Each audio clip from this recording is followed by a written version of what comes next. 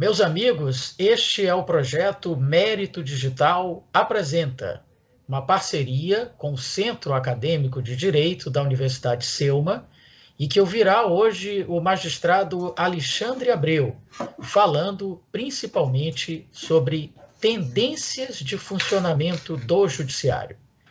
Inscreva-se no nosso canal, Mérito Digital, no YouTube, e nos acompanhe também em nossas redes sociais.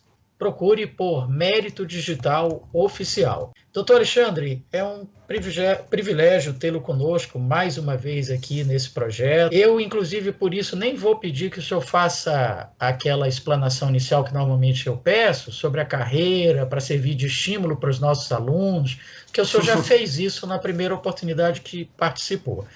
Então, vamos direto para o tema. Tendências de funcionamento do judiciário. Como é que a gente pode entender esse tema, doutor Alexandre? Heraldo, primeiro, muito obrigado pela oportunidade dessa conversa ampla com a turma de estudantes especial do Selma, que, de algum modo, estão almejando, ao final do curso, uma profissionalização exitosa. E quero parabenizá-lo, assim como a instituição Selma, com a preocupação que eu reconheço como uma responsabilidade social da instituição para com seus alunos, em especial com foco na empregabilidade, ou seja, no que vai acontecer depois de colar grau, depois de partir para a atividade profissional. E esse tema, eu, como já sou pai, né, de 3 adolescentes e de uma pré-adolescente, tenho preocupações por vários campos, inclusive pela preocupação em como o futuro se reserva para essas gerações que estão entrando no mercado de trabalho. E, muito particularmente, aqui o nosso tema, como é que o mercado de trabalho do judiciário tende a se apresentar num futuro próximo para um país que conta com mais de 1.100 faculdades de direito, com mais de 1 milhão de advogados registrados aptos a atuar na militância forense, e com uma estrutura de judiciário que, cada dia que passa, vem se enxugando. Quando eu falo enxugar, parece meio estranho, mas nas mais recentes medidas dos tribunais, seja por adequação de orçamento, seja por a introdução da tecnologia, o que nós estamos percebendo é um judiciário que começa a se redimensionar numa vocação menor. Comarcas estão sendo fechadas, comarcas que estavam planejadas para instalação não estão sendo instaladas, servidores que executavam diversas atividades estão sendo substituídos por tecnologia e novas habilidades estão se esperando desses profissionais. Então, como que esse estudante, que ao ter como referência a oportunidade de concurso para a magistratura, para o Ministério Público, oportunidade de concurso em carreiras jurídicas, dentre elas, algumas também em processo de julgamento, como a advocacia pública, procuradorias fiscais e outras entidades. Como é que eles vão entrar num novo sistema de justiça que se apresenta, introduzido pela modernidade ou pelo reclame social de uma nova justiça, uma justiça mais rápida, mais célere, mais dinâmica? Como é que nós podemos visualizar isso? O que nós estamos percebendo, né, nessa mudança de jurisdicionalidade que vai afetar essas novas profissões? E nessa pesquisa que eu venho fazendo, nesse estudo que eu venho fazendo, eu identifiquei 3 períodos de tempo. E tomo por base a Constituição de 88 para fixar esses períodos. É importante que a gente destaque, Heraldo, sempre que a gente fala sobre uma estrutura, sobre um sistema, como é o sistema de justiça, como é a instituição do judiciário, que uma situação não exclui as demais e tampouco a tendência maior significa o extermínio das outras modalidades de trabalho. Simplesmente é uma convivência, não é, em que eventualmente há uma predominância de modelo de ação. E é essa análise que eu gostaria de compartilhar com aqueles que nos assistem. Pois bem, o que nós podemos identificar no primeiro período pós-constituição do sistema de justiça? Nós saímos, Heraldo, de um regime mais rigoroso, mais restritivo.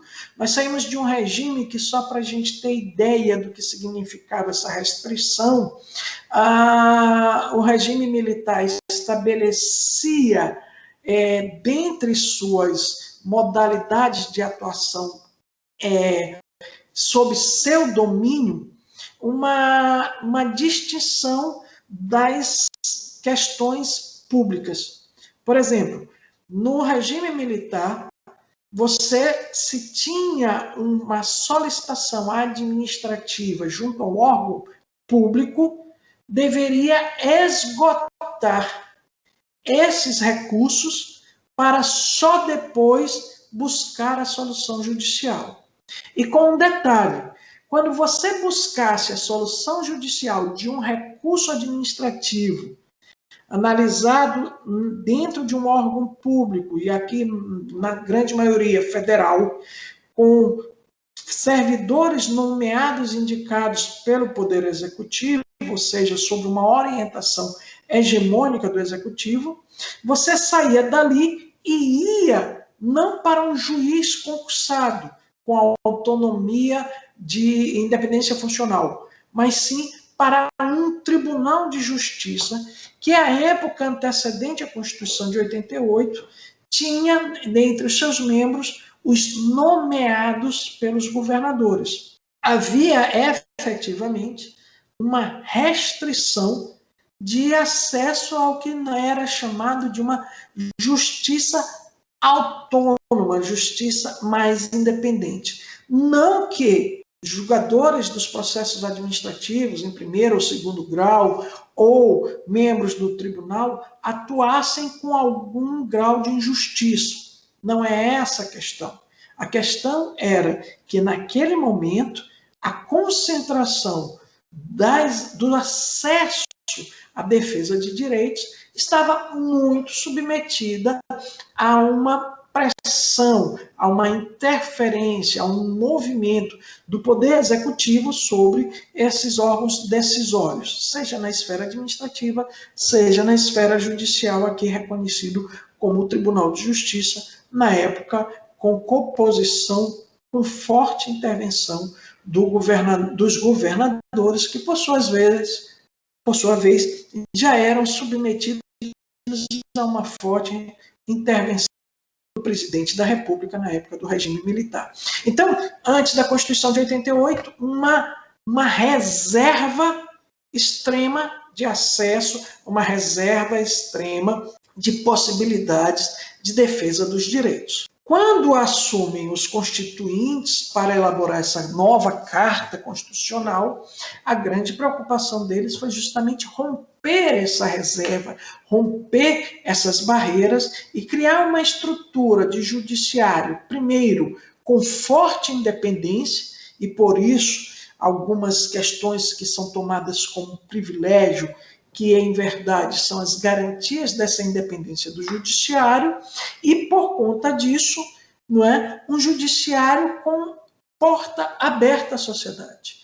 Não mais exigindo os rigores anteriores do processo administrativo exaustivo até o seu último limite, bem como a revisão pelo juiz de base, pelo juiz de primeiro grau, de decisões advindas de qualquer esfera do poder público.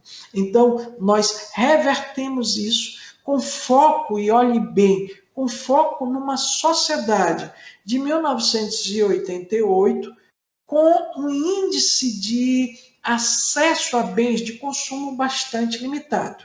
Então, nós temos a Carta de 88, que promove o Poder Judiciário com amplo acesso, antes mesmo de nós termos o Código de Defesa do Consumidor, que é de 1990, em que traz grandes garantias de direito ao cidadão enquanto consumidor e também promove, paralelamente, uma abertura de mercado. Essa abertura de mercado, então, traz para dentro do Brasil um volume maior de negócios. Então, nós saímos de uma preocupação administrativa, partimos para uma abertura para o cidadão, ainda na perspectiva do administrativo, e, de repente, somos acolhedores de toda uma demanda de sociedade de consumo. E essa inversão de situação é caracterizada como o período da acessibilidade, período em que o Poder Judiciário se dispõe a abrir suas portas e chamar a sociedade. Você tem problema? Venha, que aqui é o lugar de resolvê-los. E é nesse trabalho desenvolvido pelo Poder Judiciário que eu aponto um caminhar entre 88 a 2000, que nós vamos encontrar diversas medidas de garantias de acessibilidade. Primeira garantia de acessibilidade é inquestionavelmente reconhecimento de direitos. E o Código de Defesa do Consumidor é pródigo em reconhecimento de direitos diante de uma visão de vulnerabilidade do consumidor. E aí se seguem outras interpretações que vão acompanhando esse pensamento. Não é? Isso na Justiça Estadual, vou me poupar de manifestar-me sobre a Justiça do Trabalho e Justiça Federal, porque são áreas que eu acredito que as pessoas que lidam com o tema são muito mais habilitadas que eu para se pronunciar. Bom, então, nós temos o Código de Defesa do Consumidor e logo em seguida é constituído um modelo de justiça desburocratizado, não é? Que tinha denominação de juizado especial de pequenas causas, para uma justiça de maior acessibilidade, uma justiça mais simples, uma justiça que admite o jus postulante direto, ou seja, a parte interessada, sem assistência de advogado, chegar e reivindicar a defesa de seu direito, que é os juizados especiais de pequena causa, a Lei 9.099/95. Essas duas leis, Código de Defesa do Consumidor, Lei dos Juizados Especiais, são os marcos legais desse primeiro estágio, desse primeiro momento, em que a busca pela garantia do acesso à justiça é materializado, é reforçado. E para esse momento, nós vamos encontrar, então, uma grande evolução, não só do aumento de demandas judiciais, não só do aumento das estruturas do Poder Judiciário, com criações de comarcas, varas e outras estruturas elevadas, aberturas de tribunais do trabalho, aprimoramento da justiça estadual, especialização de assuntos, dentre outras questões, que vão fazendo com que a sociedade venha ao judiciário. Então, esse é o momento da acessibilidade, é o momento da vinda, é o momento do acolhimento. Só que, para toda acolhida, você tem que receber quem tem uma demanda e dar a ele uma resposta. E essa é a grande problemática que o Poder Judiciário começa a perceber, porque a acessibilidade não é ao judiciário, não é para chegar no judiciário. O que a sociedade quer é um serviço concluído, ou seja, reclamar seu direito e receber efetivamente esse direito. O judiciário se aprimorou para receber a sociedade e dar a ela a declaração do direito. Mas era necessário ultrapassar o limite da declaração e chegar a um limite ainda mais urgente, que era o limite da entrega do direito. E aí nós passamos a um segundo momento, que é o momento da efetivação, da entrega desse direito reconhecido.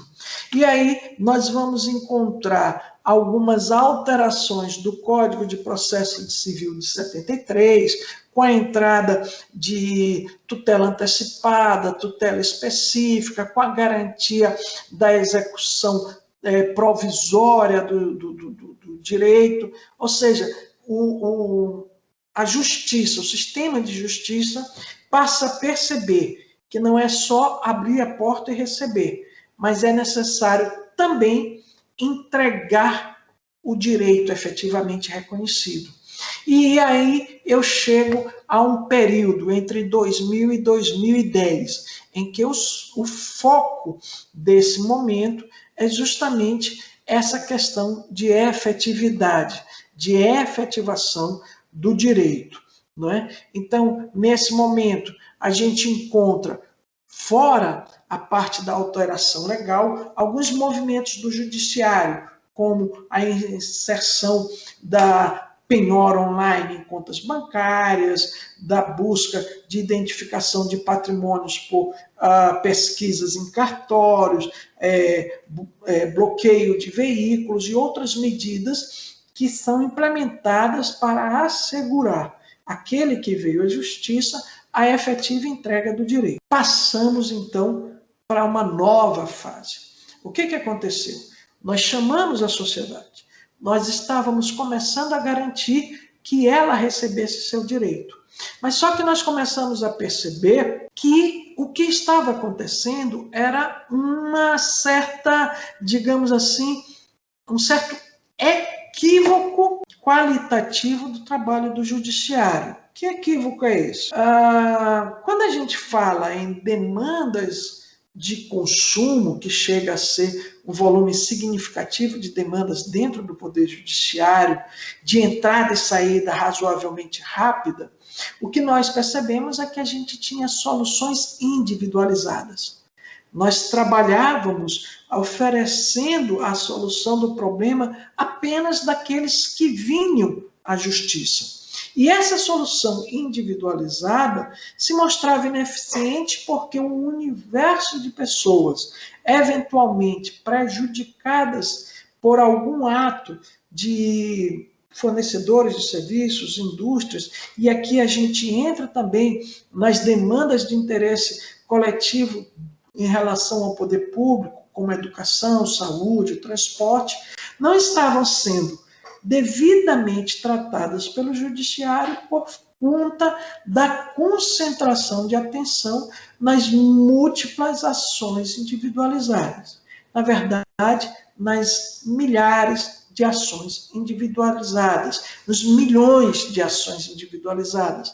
E aí a gente se sobrecarrega atendendo 1, 2, às vezes 1000, quando o universo de prejudicados ultrapassa a casa de milhões de pessoas. É necessário que o Poder Judiciário se redefina. E essa redefinição ela é introduzida a partir da Resolução 125 de 2010, marco de um novo período para a postura e papel do sistema de justiça, do exercício da jurisdicionalidade, que é a introdução da equidade. As pessoas costumam chamar de desjudicialização. Eu não gosto dessa expressão por 2 equívocos. Primeiro, desjudicializar é uma imagem de que o judiciário estaria trabalhando uma gestão de tirar o processo do seu cuidado, o que não é verdade. O que o judiciário está trabalhando é uma adequação, ou seja, dentro de estruturas do próprio judiciário ou do sistema de justiça, como é o caso, por exemplo, de plataformas públicas de solução de conflitos, de centros judiciários, e aqui dentro do judiciário de tratamento de conflitos, dentro de ações desenvolvidas pelo judiciário, como oficinas de pais e filhos, práticas restaurativas, você estaria acomodando, acolhendo adequadamente a demanda ao seu lugar de tratamento. E o nome disso é equidade, ou seja, tratar as demandas de forma igual ou proporcional à sua necessidade de solução. É como eu gosto muito de fazer um comparativo com a saúde, é como acontece, por exemplo, com alguém que foi ferido por um prego enferrujado. Né? Então, essa pessoa precisa de uma vacina antitetânica. Se ela chegar no ápice do atendimento de saúde, que seria, no caso, um hospital de transplante de órgãos, ela talvez não pudesse ser atendida porque ali não teria vacina antitetânica. Em contrapartida, se ela chegar numa unidade básica de saúde, ela vai encontrar a vacina e ser atendida. A situação dela é de igual grau de periculosidade. A ausência da vacina pode levar ao óbito, mas o ambiente que ela vai encontrar o tratamento é um ambiente que está preparado para enfrentar aquele modelo de demanda. Então, esse conceito de equidade foi abraçado pelo Judiciário desde 2010, foi reforçado pelo Código de Processo Civil, não apenas quando ele fala do estímulo aos meios de solução adequada de conflito, conciliação, mediação, mas também, e muito importante lembrar isso, quando ele fala da transação processual e da transação extraprocessual, em que as partes definem como o processo deve ser conduzido para buscar a melhor e mais efetiva e rápida resposta para suas questões, nós começamos a perceber essa mudança de paradigma. O judiciário, o sistema de justiça, a prestação jurisdicional ganha agora esse viés de equidade, esse viés de adequação, esse viés de uma conduta forjada para atender às solicitações nos moldes do que vem sendo o interesse e a necessidade do cidadão. Então, Heraldo, nesses 3 estágios, eu apresentaria para quem nos acompanha como os estágios que trazem a apresentação desse novo judiciário, com portas diversas abertas. Não a porta de entrada do fórum, não a porta de saída do fórum, mas diversas portas para diversos lugares que sejam adequados para que as pessoas possam participar, resolver seus problemas, às vezes sendo elas mesmas as protagonistas dessas questões. Perfeito, doutor Alexandre. Sua pesquisa é muito profunda, muito bem embasada, muito interessante, porque eu não me lembro de ter visto ninguém com essa perspectiva, com esse olhar, com essa análise cronológica, né, da evolução do Poder Judiciário. Agora, eu lhe pergunto, dentro dessa linha do tempo que o senhor fez, muito bem feita, repito, da mudança de proposta do atendimento por parte do Judiciário, o senhor não introduziria aí como marcos importantes também, ou pelo menos como submarcos, a Emenda Constitucional 45 de 2004, a chamada reforma do Poder Judiciário, e também o uso das ferramentas tecnológicas, que eu não sei exatamente quando começou, mas que ficou muito evidente agora, né, com a pandemia, a necessidade do uso e tal. Ou isso já estaria contemplado nessa análise que o senhor fez? Eu acredito, Heraldo, que a gente tem isso já introduzido nesse momento. Olha só, a Emenda 45, ela é fruto de um pacto republicano. Esse pacto republicano foi realizado pelo Executivo, Legislativo e Judiciário para enfrentamento do grande volume de demandas. E a partir desse pacto republicano, surge, por exemplo, o Conselho Nacional de Justiça como órgão central de administração das metas do Poder Judiciário, dos objetivos do Poder Judiciário.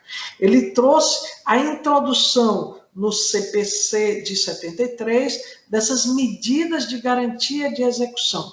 Então, ele é fruto exatamente daquela percepção de 88 a 2000 do excesso de demandas e seu acúmulo sem resposta. Então, efetivamente, ele é um marco que se insere no segundo momento do judiciário, que é o marco da efetividade, o marco de garantir que aqueles que entraram iriam receber seu direito.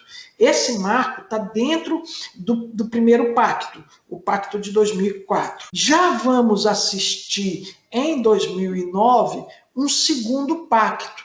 Esse segundo pacto de 2009 já vem mais próximo da mudança de 2010 para a equidade, onde começa a se perceber a necessidade da introdução de outros conceitos, de outros paradigmas para uma justiça multiportas, uma justiça com mais abrangência, com mais espaço. Paralelo a isso, ou trameando isso, né, você vai encontrar uma questão até mais interessante do que simplesmente a chegada da tecnologia.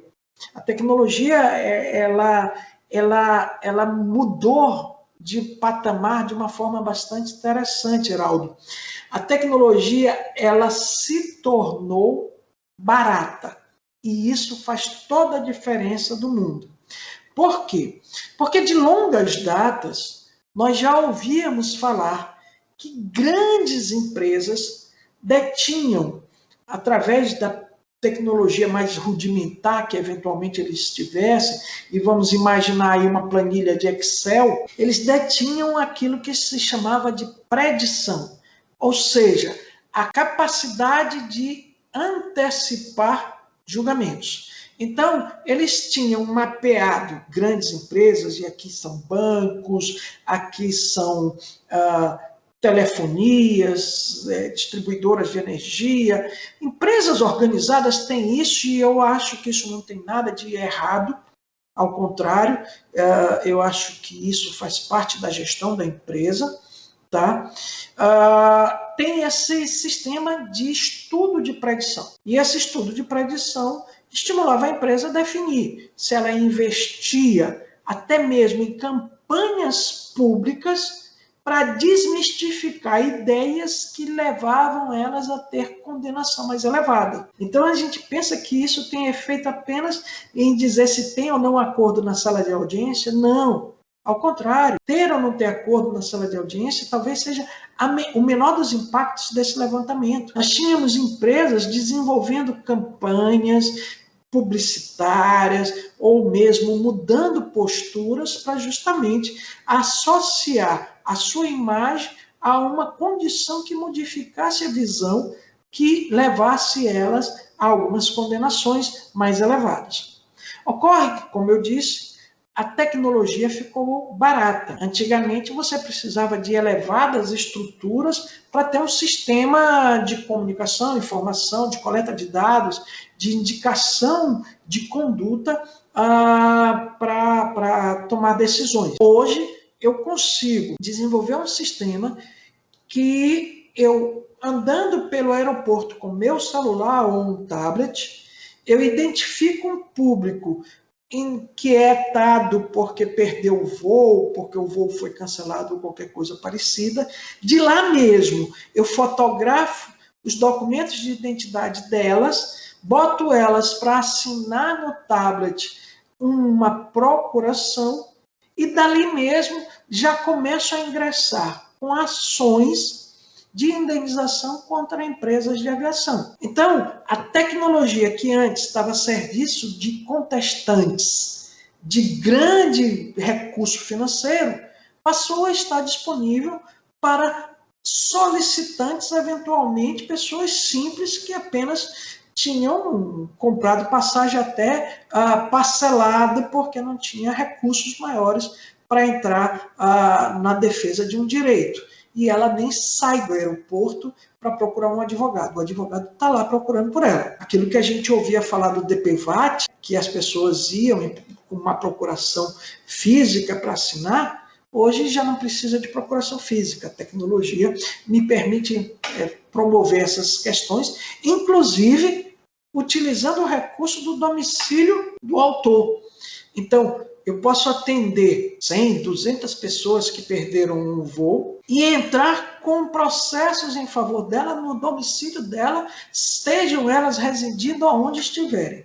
Então, imagina essa concorrência de solicitantes, contestantes, usando elevada tecnologia diante de um judiciário que mal conseguiu fazer a digitalização de seus processos físicos. É uma concorrência desleal e isso efetivamente precisa de um equilíbrio. Esse equilíbrio pode ser feito de duas formas. O primeiro deles é filtragem, saber se essas demandas precisam estar no judiciário tradicional para serem resolvidas, ou se elas encontram ambientes próprios para serem resolvidas. Imagine, por exemplo, o Amapá. O Amapá passou por um grande período de ausência de energia. Lá, a população são 800 mil habitantes, 880 mil habitantes, com um volume de residência, eu pesquisei no IBGE, me escapa agora, mas, salvo engano, de 160 mil domicílios, ou mais, 200 mil domicílios, vamos colocar assim, isso sem contar escritórios, residências e outros ambientes.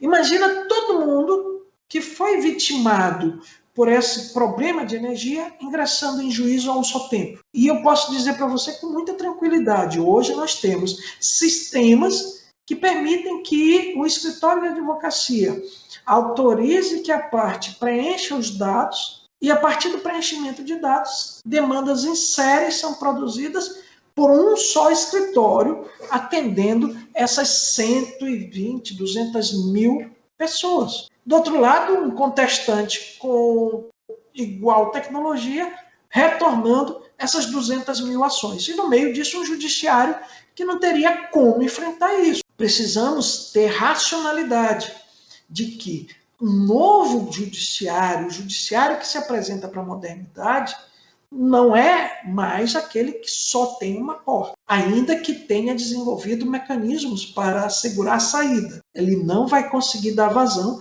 a esse demandismo extraordinário. Então, é preciso ter outras alternativas. E aí que é importante a gente ter esse diálogo com os futuros profissionais do direito. Afinal de contas, eles precisam visualizar isso, precisam olhar esse novo mercado, esse novo espaço e saber como se adequar a ele, como está introduzido nesse ambiente. Por exemplo, nós estamos começando a assistir com alguma tranquilidade a mudança do mercado de demandas imobiliárias para câmaras de mediação e arbitragem. Essa é uma tendência, para mim, irreversível. Os contratos de locação, os contratos de compra e venda, os contratos de negócios imobiliários que não são, ou mesmo que sejam com agentes financeiros, como bancos, vão ter alternativa de tratamento fora do judiciário, muito em breve em sua totalidade, com estruturas bem organizadas, como é o caso de câmaras de conciliação e mediação de demandas imobiliárias. A área de saúde dentro do judiciário, ela mudou totalmente. Ela não é, como antes, uma deliberação baseada no princípio da dignidade humana que, por ser o direito um dever do Estado e direito do cidadão,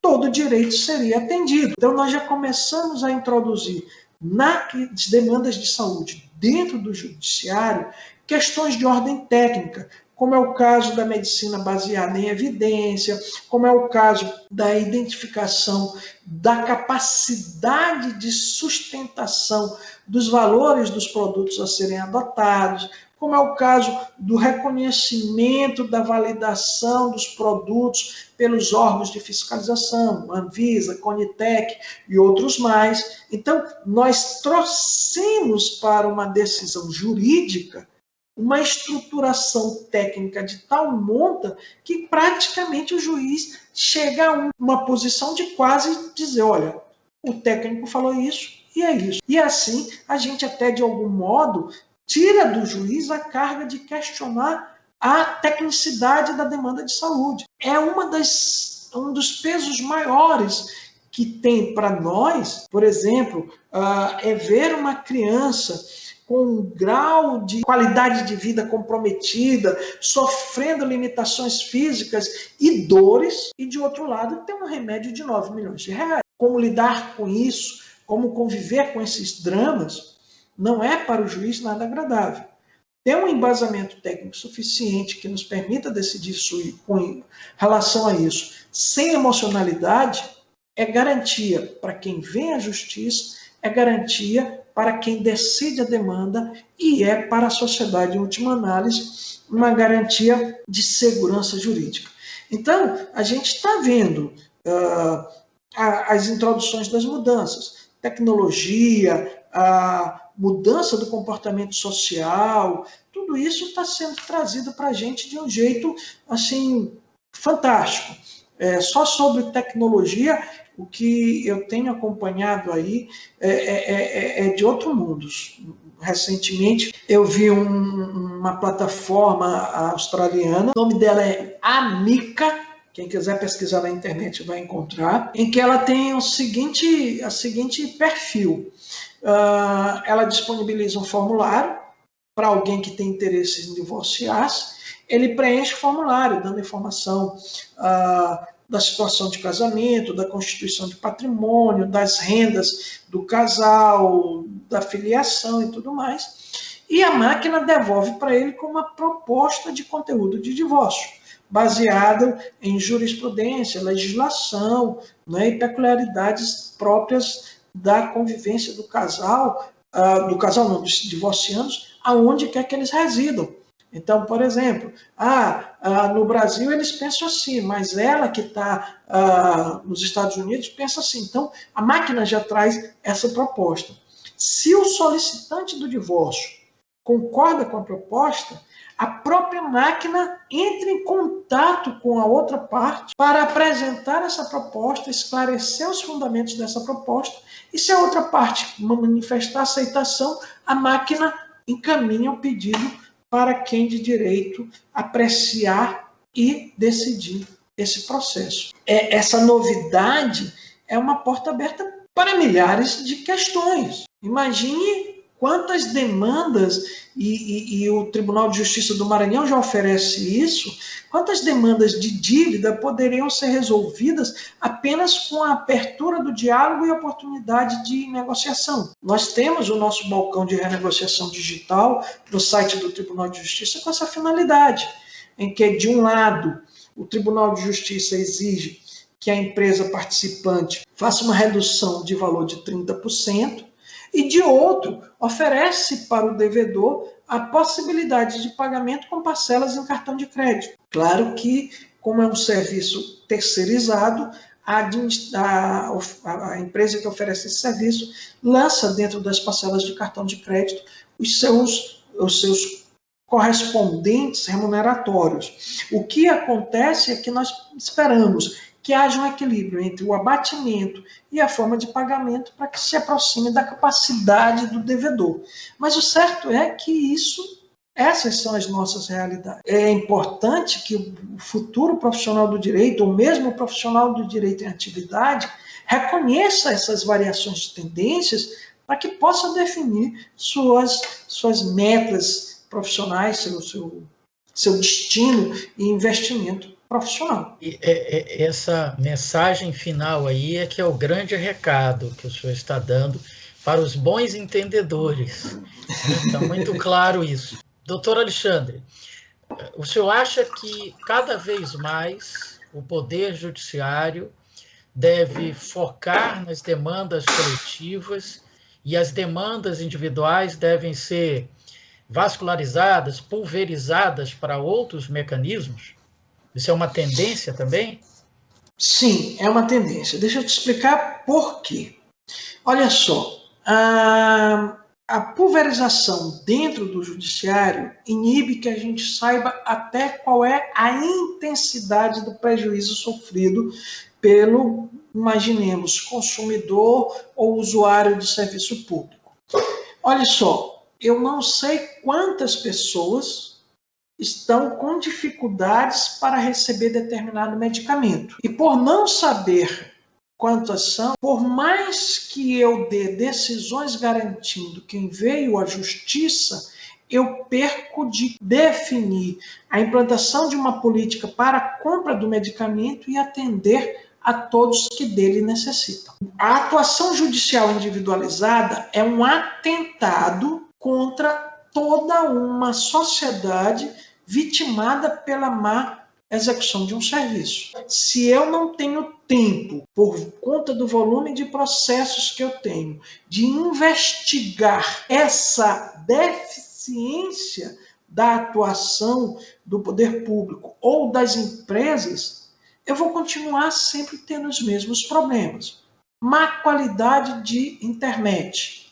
Ora, se eu peço que melhore a qualidade da internet ou aplique uma multa em relação à sua residência, à residência do seu vizinho, à residência do vizinho de cima, só no seu prédio, que deve ter 100 pessoas, eu só atendi 3. Isso não é uma garantia de direitos, é uma atenção particularizada, é uma justiça particularizada. E isso não deve ser o papel do judiciário, que tem compromisso social maior. O que nós precisamos? E mais uma vez recorremos à tecnologia. Nós precisamos de sistemas, plataformas, de mecanismos, de inteligências artificiais que consigam capturar todas as reclamações da sociedade. O governo federal está bem avançado nisso. Ele está lançando uma plataforma única, está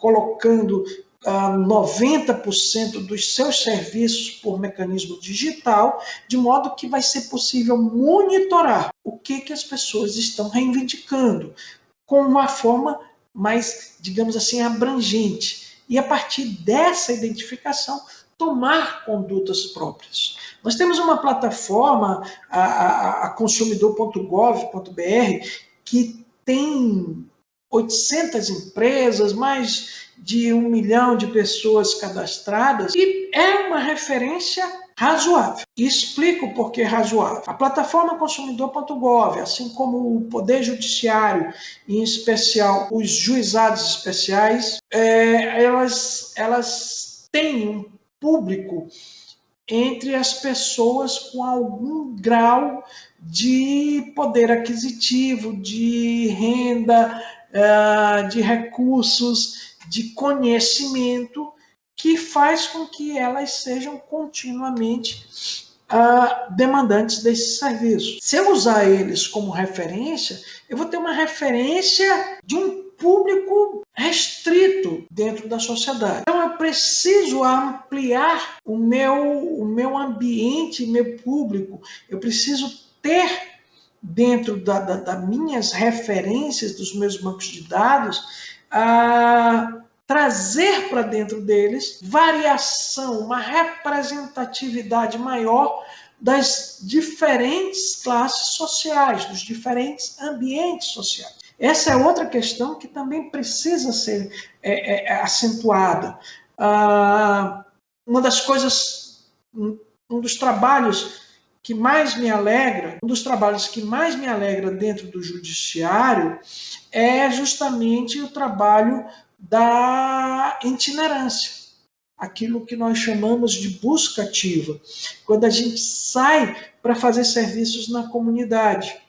E às vezes encontra um casal com mais de 30 anos de separado, que nunca foi divorciado, pessoas que não têm ideia de como defender seus direitos, de como se proteger, e aí a gente percebe que nós estamos distanciados desse. Esse é um outro ambiente que o judiciário precisa investir. trazer esse público, resgatar esse público para que possa ser atendido. E ele não vai conseguir fazer e desenvolver esse papel se continuar sobrecarregado com questões que possam ser resolvidas fora do judiciário. Heraldo, eu não quero ser chato, eu não quero ser cansativo, eu não quero de jeito nenhum que esses estudantes que nos escutem tenham a percepção de que nós estamos fechando a porta para as oportunidades, para os trabalhos que eles estão idealizando e planejando. Mas seria, talvez, uma irresponsabilidade minha não alertá-los para isso. E falo isso com base em referências bastante interessantes. O judiciário americano está sempre em desenvolvimento, mas 95% das questões do judiciário são resolvidas fora da justiça. O Japão, o curso de direito está sendo fechado, porque as pessoas não querem passar pela vergonha de não serem capazes de resolver essa questão. Voltando a meus filhos, antigamente, um pai construía uma casa e fazia casa grande porque já pensava, não, eu vou deixar esse espaço aqui porque se meu filho casar, não tiver para onde ir, vai ficar aqui, o outro vai ficar lá, separar esse pedaço de terra, nós vamos ficar tudo aqui juntinho e tudo mais. Aí depois passamos para o concurso público, não, porque na hora que passar para o concurso público, está garantido, não precisa mais mudar nem outra coisa parecida. Não é a sociedade que a gente vive hoje. A sociedade que a gente vive hoje é uma sociedade dinâmica, de necessidade de realizações imediatas, de não deixar para trás pendências porque não sabe quando volta. Sai daqui para colar a qualquer momento, o mundo ficou pequeno.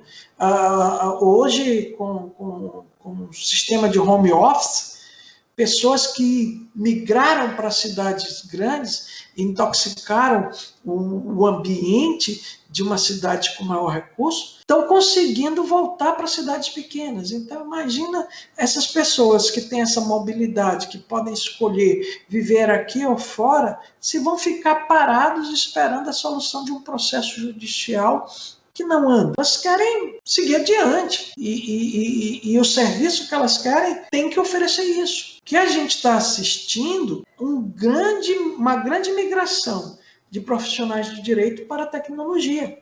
Pessoas que identificaram essa demanda do novo público, construindo plataformas eletrônicas, digitais, de solução de conflitos que está atendendo essa população. Eu outro dia estava conversando sobre o Amica e cheguei a uma proposta bastante, digamos assim, inusitada, que seria um aplicativo de registro de convivência temporária. Sabe, a gente está vendo muitas relações temporárias ganhando grau de intimidade que a gente não sabe dizer se é namoro, se é convivência, se daquilo decorre ou não direitos. Então, você vai abrir um aplicativo no celular, colocar a identidade digital sua, da companheira ou dos companheiros, já imaginando que o poliamor é uma realidade que não pode ser esquecida, tá? E ali registrar uma convivência temporária. Olha, nós estamos convivendo sem compromisso, ninguém vai pedir pensão, ninguém vai pedir indenização, ninguém vai pedir nada. E enquanto a gente vai vivendo aqui, a gente está numa boa. Se a gente quiser mudar isso aqui, depois a gente muda. E bem ali, no início do que seria a aproximação, você já fecharia essas questões para não discutir depois. Porque parece, depois eu peço até desculpa se eu sou um cara caretão, mas como gestor de tratamento de conflito, me preocupa que todas essas convivências ocorram e depois gerem demandas judicializadas. A gente está fazendo contrato para tudo. Moradia, telefone, internet ou coisa parecida, porque não da convivência temporária? Gera direitos, gera responsabilidade, gera compromisso, e aí alguém precisa ver isso. O Tribunal de Justiça do Maranhão acaba de divulgar um programa de reconhecimento de empresas, ou seja, uma espécie de selo de qualidade, vamos chamar assim, para as empresas que são parceiras nessa nova proposta do Poder Judiciário. Seria isso mesmo? O senhor poderia detalhar um pouco desse programa? Eu sei que está fora do seu núcleo é da conciliação, da mediação, mas como o senhor é muito bem inteirado de tudo que se passa dentro do Tribunal de Justiça, porque o senhor acompanha isso com muita atenção, eu tenho certeza que o senhor pode nos ajudar explicando um pouquinho esse programa de parceria. Bom, Heraldo, primeiro uma observação. A parceria Empresa Amiga da Justiça é um projeto de iniciativa do Núcleo Permanente de Tratamentos Adequados de Conflito, do PMEC, o Núcleo da Conciliação. Ele tem origem do Núcleo da Conciliação, por quê? Porque esse selo de reconhecimento ele é conferido a empresas que tomam atitudes que minimizam o surgimento de demandas ou que trabalham o mais eficiente possível para a solução das demandas promovidas. Entre elas, a conciliação, canais de aberturas para negociação, entre outras ações. E esse selo, ele hoje, nós estamos vivendo um compromisso mundial chamado Objetivos do Desenvolvimento Sustentável.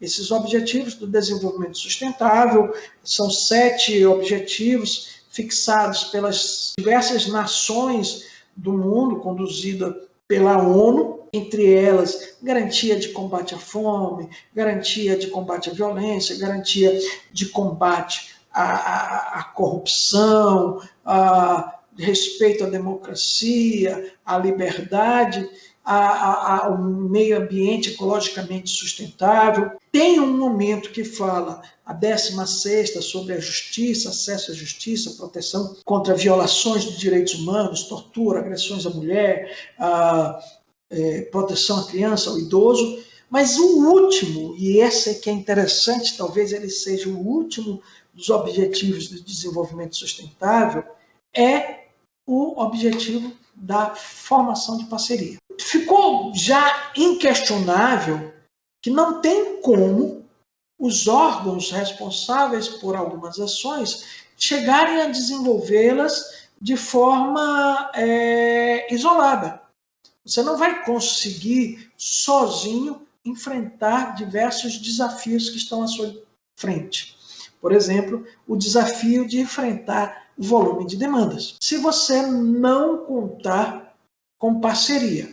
De um lado, a parceria e cooperação prevista no próprio Código de Processo Civil em relação à parte que demanda. E aqui, mais especificamente, uma parceria, ainda que não formalizada, com a advocacia.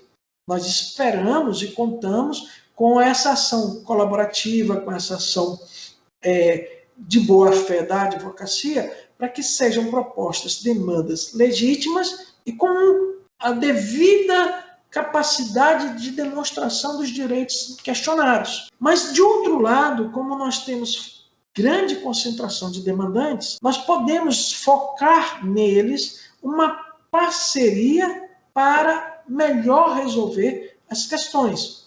Entre elas, a prevenção ou o tratamento do conflito da forma mais adequada, com menor procrastinação, com mais razoabilidade, com vocação para soluções consensuais. Então, o Tribunal de Justiça do Maranhão, seguindo até referência de outros tribunais, mas fazendo a adequação do conteúdo à sua realidade, né, lançou o programa Empresa Amiga da Justiça. Isso nessa nova vertente do tratamento adequado de conflitos, da nova equidade, em que você tenta fazer com que as empresas assumam um papel de, por exemplo, ampliar os seus canais de diálogo com os consumidores, para que a resolutividade da demanda ocorra nessa comunicação. Aprimorar os seus canais de ética, de compliance, de tratamento respeitoso com o cliente, para que ele não tenha motivos para demandar. criar mecanismos de diálogo eletrônico com o Poder Judiciário, o que significa que nós temos economia e agilidade na eventual propositura de demandas judicializadas. E, além disso, facilitar a solução consensual dos conflitos, colocando pessoas para dialogar com os clientes dentro do judiciário, não é? Quando as demandas já estão propostas, capazes de conversar, orientar, acolher, recomendar e oferecer soluções para as demandas judicializadas. Então, esse é um passo importantíssimo, associa a ODS 17 da parceria, associa a preocupação da tendência de prestação jurisdicional da equidade e associa a uma responsabilidade social na medida em que a empresa é reconhecida pelos investimentos que faz para melhorar a convivência com seus clientes, seus usuários. É um reconhecimento do Tribunal de Justiça pelo investimento da empresa no melhoramento das suas tratativas com o seu público e, em última análise, numa redução colateral de demandas judicializadas. Doutor Alexandre, eu acho que para esgotar esse assunto, e a gente tem até aqui outros assuntos em pauta para uma conversa futura, porque a conversa com o senhor é sempre muito agradável, muito rica e enriquecedora. Mas para fechar esse tema de hoje, a pauta de hoje, eu queria saber como que a academia, a universidade, ela pode contribuir para essa nova tendência de funcionamento, né, do judiciário. A gente já tem alguns exemplos dessa parceria, o senhor até citou isso no início, eu agradeço em nome da instituição que eu represento. A gente tem, por exemplo, convênio para concessão de descontos, para que os servidores do judiciário possam, né, melhorar, se qualificar melhor e, consequentemente, prestar um melhor serviço. Nós temos uma proposta que, essa é até uma sugestão minha, que está em gestação ainda, que a pandemia acabou atrasando a sua efetivação, que é utilizar os estagiários, os alunos, os acadêmicos de direito, para fazer aquele trabalho de digitalização dos processos físicos para que eles migrem para o meio eletrônico, em troca de considerar isso como uma atividade complementar para esses alunos. E temos já vários eventos que foram realizados em conjunto, Universidade Selma, Tribunal de Justiça, e com outras instituições ligadas, Ministério Público, as associações dos magistrados, dos promotores, enfim. Mas, além disso que já existe, o que o senhor acha também que a gente pode fomentar para que a academia participe desse processo de criação de um novo judiciário? Heraldo, a pergunta é muito pertinente e ela traz um tema que eu tenho provocado. Olha só, e peço desculpas aos meus professores. Durante o curso de Direito, nós somos tão focados nas disciplinas jurídicas que esquecemos a importância das disciplinas que estruturam toda a formação do curso de Direito, em especial as disciplinas de direitos sociais, as disciplinas sociais. Então, o que acontece? O que a academia pode promover para o despertar da nova jurisdicionalidade, da nova atuação de sistema de justiça? Eu começaria exatamente pelas disciplinas propedêuticas. Eu acho que nós precisamos ter uma antropologia que nos permita compreender por que existe a cultura do litígio, por que a sociedade vive em conflito, não é? E a partir daí, como desenhar eventuais intervenções, não necessariamente jurídicas, mas a partir da compreensão da cultura daquelas pessoas, sabe? A gente tem vivido algumas questões muito interessantes, como conflitos entre religiões. Como lidar com isso Ah, juridicamente a solução é essa, bota uma parede, abafa o som, coisa parecida. Mas será que isso respeita a cultura de cada um? Será que isso lida com o que cada um tem de propósito? Será que isso não é um gerador maior de conflitos? Ter uma antropologia com foco nessa visão é importante. A ética nunca esteve tão sob discussão como recentemente. Como é que ele se lida com a invasão da privacidade não legalmente, mas eticamente? Como é que nós vamos mensurar danos se a gente não sabe eticamente até que ponto alguém está sendo violado ou não? Simplesmente a gente usa argumentos genéricos. A evolução da ciência, da genética.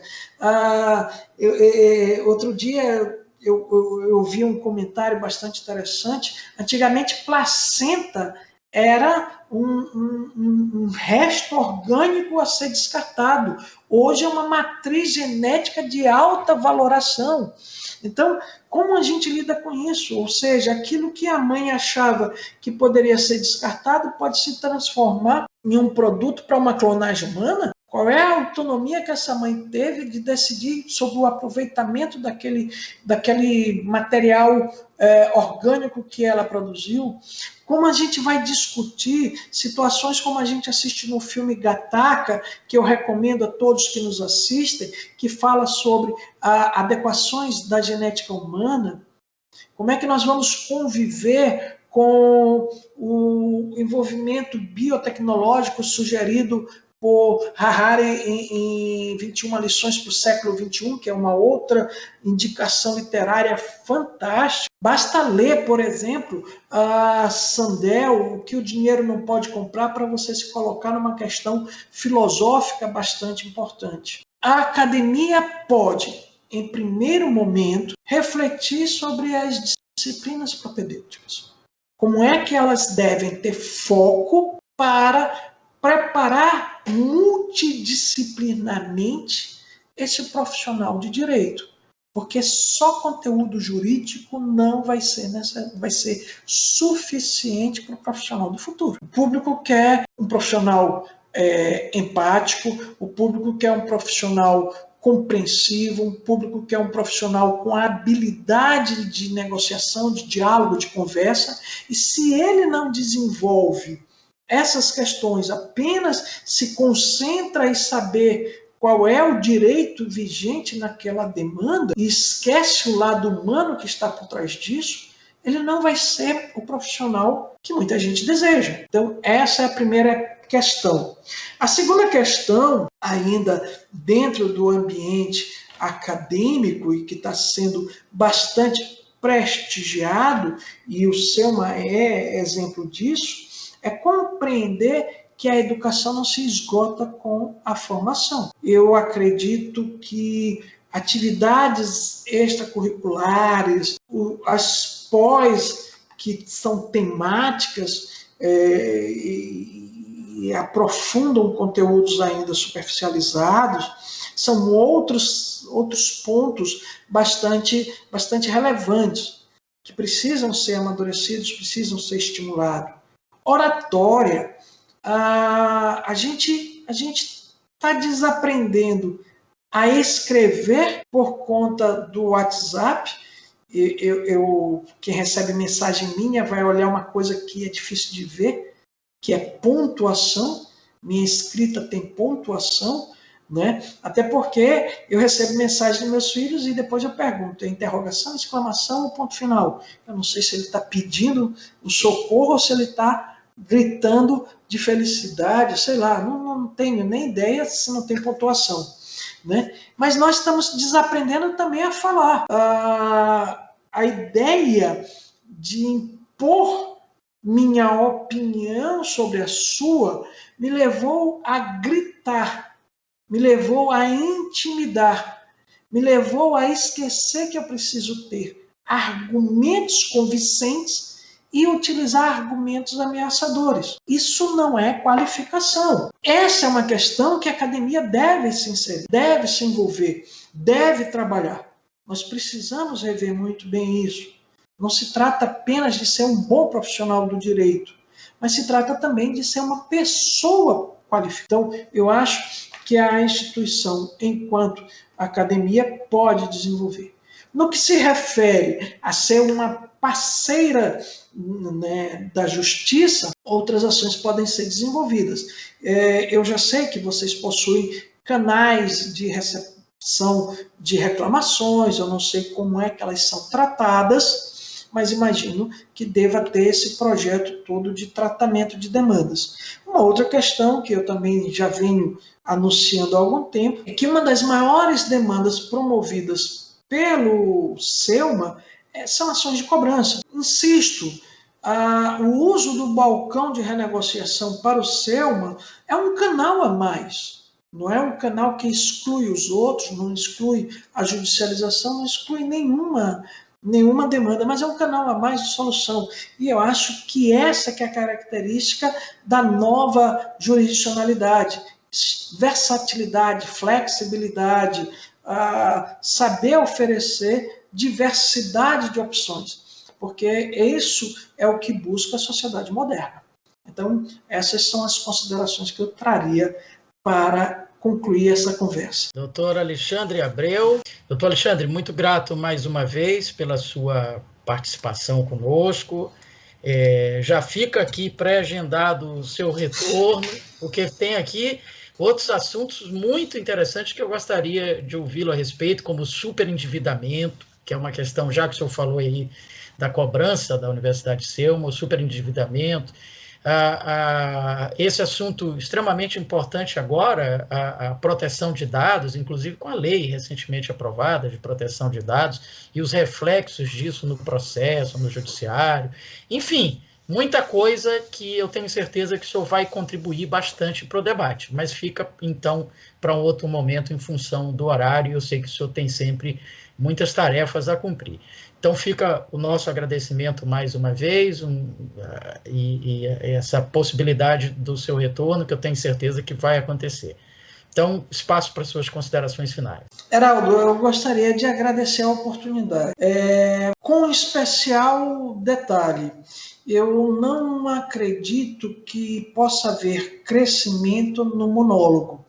E como eu sei que os estudantes são pessoas normalmente inquietas, eu gostaria que você abrisse um canal para que, eventualmente, essa turma questionasse os pontos que a gente está colocando, para que a gente possa dialogar e amadurecer sobre essas questões. Eu acho essencial, inclusive para mim, que eu receba ponderações críticas e análises e reflita até mesmo sobre a minha fala. Não é? Afinal de contas,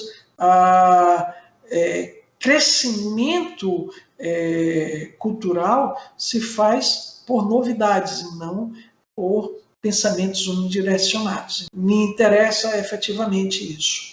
Depois, eu gostaria de registrar que é sempre agradável esse tempo que a gente passa conversando, não é? Afinal de contas, eu sou uma pessoa inquietada pelos meus pensamentos e expô-los me faz muito bem até para minha autorreflexão, né? Então, é uma oportunidade que a mim também serve de enriquecimento. E no mais, deixar aberto aí a oportunidade, torcer para que essa pandemia tenha fim com a chegada da vacina, para que a gente possa retornar às convivências presenciais. Estou com saudade de ver pessoas. Verdade, muito importante. Doutor Alexandre, o contato com os alunos o senhor terá pelo seguinte, a divulgação da entrevista em nossas redes sociais, ela acaba marcando lá as suas redes. Então, os alunos podem aproveitar esse canal para entrar em contato direto com o senhor sobre esses e outros temas, já que o senhor possibilita isso, que é muito importante. Então, muito obrigado mais uma vez ao doutor Alexandre Abreu, que falou conosco hoje sobre, principalmente, as tendências de funcionamento do judiciário. Semana que vem tem mais um assunto jurídico relevante. Pense nisso e faça direito!